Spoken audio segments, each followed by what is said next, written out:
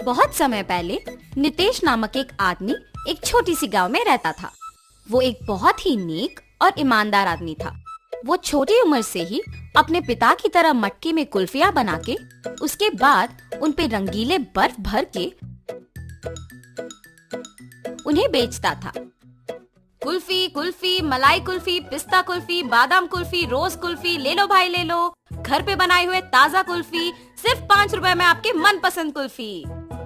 सभी बच्चे उसके जोर जोर से चिल्लाने पर उसकी बात सुन के उसके बनाए हुए कुल्फी स्वादिष्ट रहने पर उन्हें खरीदते थे। ऐसे उसकी कुल्फी का व्यापार अच्छा चलता था। एक दिन जब नितेश कुल्फियां बेच रहा था, उसके पास एक बालक आता है। अंकल, जरा ये लेके मुझे कुल्फी देना। तुम सोने का चेन के बदले में कुल्फी मांग रहे हो? किसका है ये? ये चेन मेरी माँ का है।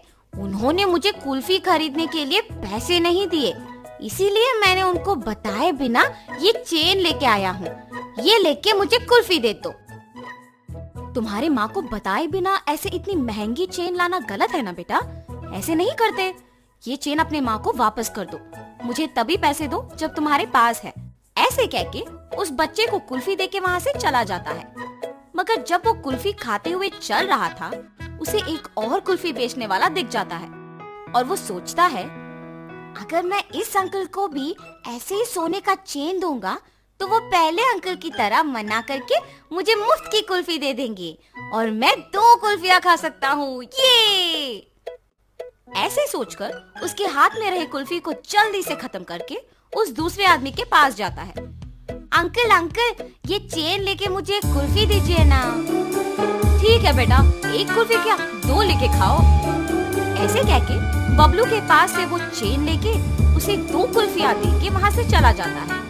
बबलू अपने दोनों हाथ में कुल्फियां देख खुश होके चेन के बारे में भूलकर खाते हुए वहाँ से घर चला जाता है।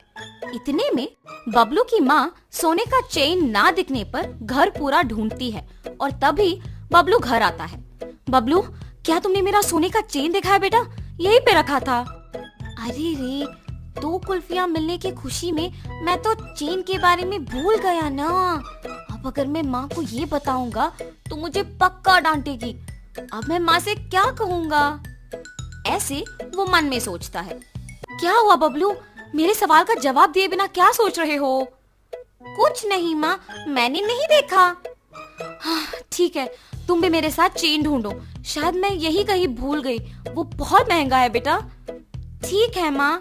और ऐसे बबलू उसके माँ के साथ चेन ढूंढने लग जाता है, जैसे उसे कुछ पता ही नहीं। बहुत समय बाद जब उसकी माँ ढूंढ ढूंढ के चेन ना मिलने पर थकान के मारे दुखी होके बैठ जाती है।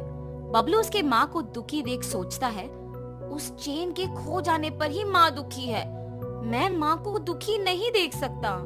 चाहे कुछ भी हो जाए, मैं माँ को सच बता दूंगा। ऐसे अपनी माँ के पास जाता है और कहता है, माँ, आपके डांटने के डर से मैं सच नहीं बता पाया। मैं कुछ नहीं कहूंगी बेटा, सच क्या है? माँ, आपने कुल्फी खरीदने के लिए पैसे नहीं दिए ना, तो मैंने आपके सोने के चेन लेके कुल्फी वाले को देकर उससे कुल्फी लिया। 5 रुपए की कुल्फी के बदले में तुमने इतना महंगा चेन दे दिया। ऐसे करना गलत है बबलू, ऐसे फिर कभी मत करना। उस कुल्फी वाले को पहचान सकोगे?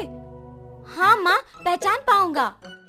उसके ऐसे कहने पर बबलू की माँ अगले दिन कुल्फी बेचने वालों का इंतजार करती है। ऐसे दोपहर के समय में नितेश जब उस तरफ आता है तो बबलू की माँ उसके पास जाके कहती है, क्या तुम कल भी यहाँ आके कुल्फी बेचे? जी हाँ। आप ऐसे क्यों पूछ रहे हो? बच्चा अगर भोलेपन में आके तुम्हें एक महंगी चेन के बदले में कुल्फी मांगेगा तो ले लोगे क्या? हाँ, ये आप क्या कह रहे हो? मुझे कुछ नहीं समझ आ रहा। तुम कुछ मत कहो, मेरी ही बेटी की गलती है, इसीलिए मैं कुछ नहीं कह रही हूँ। बस मुझे मेरा चेन दे दो और मैं चली जाऊंगी। मैडम, मैंने वो चेन नहीं लिया। मैंने उस बच्चे को कहा भी कि वो चेन उसके घर में वापस लौटा दे। उसने आपको आके नहीं दिया। चेन देना ना पड़े इसलिए झूठ बोल रहे हो तुम। नहीं नहीं, मैं सच कह रहा हूँ। आप अपने बेटे को बुला के पूछिए तो सही। बबलू, बबलू। हाँ माँ। बबलू, क्या यही वो आदमी है जिसको तुमने मेरा सोने का चेन दिया? नहीं माँ, और ऐसे वो अपने माँ को नितेश के साथ जो भी हुआ समझाता है। कल मेरे इस तरफ आने की वजह से ही मुझे सोने का चैन मिला था। काश आज भी ऐसा कुछ हो। ऐसे सोचते हुए उस तरफ जा रहे कुल्फी वाले को बबलू देखता है। माँ वही वो अंकल है जिन्होंने मुझसे चेन लेके कुल्फी दिया था। कल तुमने मेरे बेटे को कुल्फी देके चेन लिया था ना, वापस कर दोगे कि सबको बुलाऊं? अब ये बच्चा इतना जोर से कह रहा है कि मैंने ही लिया है तो मुझे लौटाना ही पड़ेगा, वरना उसकी माँ सबको बुलाएगी। लालच के मारे यहाँ आना अनावश्यक था। चेन दिए बिना क्या सोच में पड़ गए हो तुम? मुझे माफ कीजिए दीदी।